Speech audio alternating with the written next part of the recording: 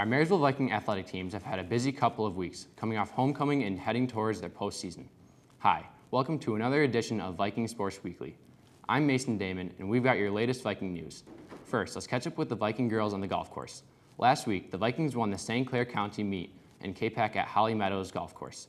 The girls took home first behind the steady play of the entire varsity squad. The Vikings followed up the win with a second-place finish at the district tournament at Heather Hills. Jolene Kruski tells us how the finish qualified the team for this week's regionals, which will also be played by Heather Hills.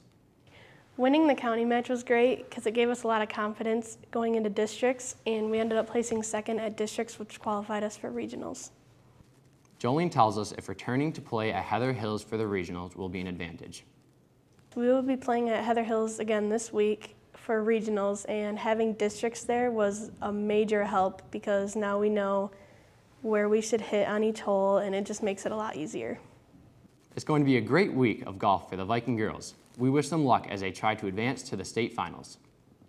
Now, onto the Marysville City Park for the 2017 Marysville Cross Country Invitational. Our Viking girls kept the championship trophy all to themselves. The Vikings finished first of 14 teams. Megan McCulloch finished first for the girls' meet with a time of 20 minutes and 22 seconds. Megan tells us how the team's been doing this season and what they still need to improve and work on. Well, the girls team has won the MAC Blue Championship, and we also won the Marysville Invitational, which is the first time in history that the girls have won that. We still need to work on cutting down our times and closing the time gap between the first and the fifth runner, which will vastly improve our placement for our meets.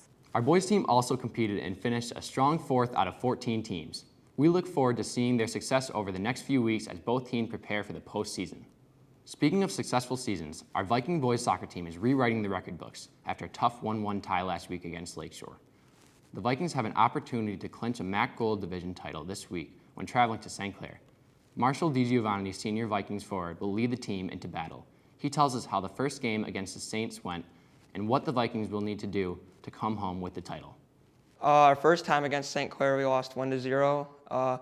We had some issues trying to finish, and our passes weren't really being connected well. But this time around, if we make sure that we check to each other and make sure our passes are good, and we can create more chances and definitely put the ball in the net and get the win.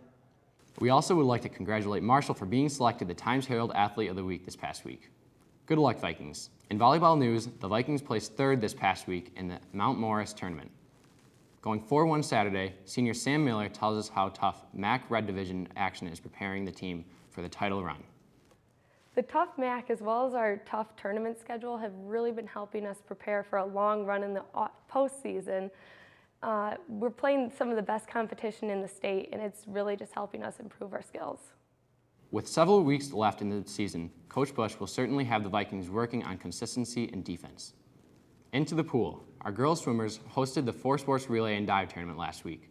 The team finished third and have set some lofty goals for the remainder of the season.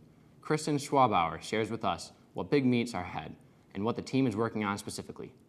First, we're going to have Marine City on Thursday night, Fraser on the 17th, and then our division meet November 24th. We're really going to be working on dropping our times and then to come together as a team. I'm sure Coach Rogers will have everyone at their best as crunch time in the season approaches.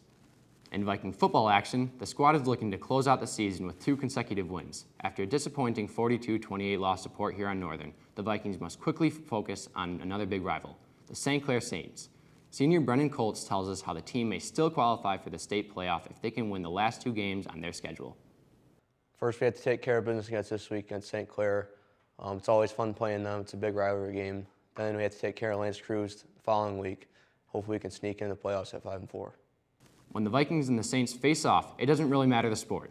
Good luck, Brendan. Go get the Saints. That's it for this Viking Sports Weekly. We hope you enjoyed meeting a few of our Viking athletes. Be sure to tune in next time for more Viking updates.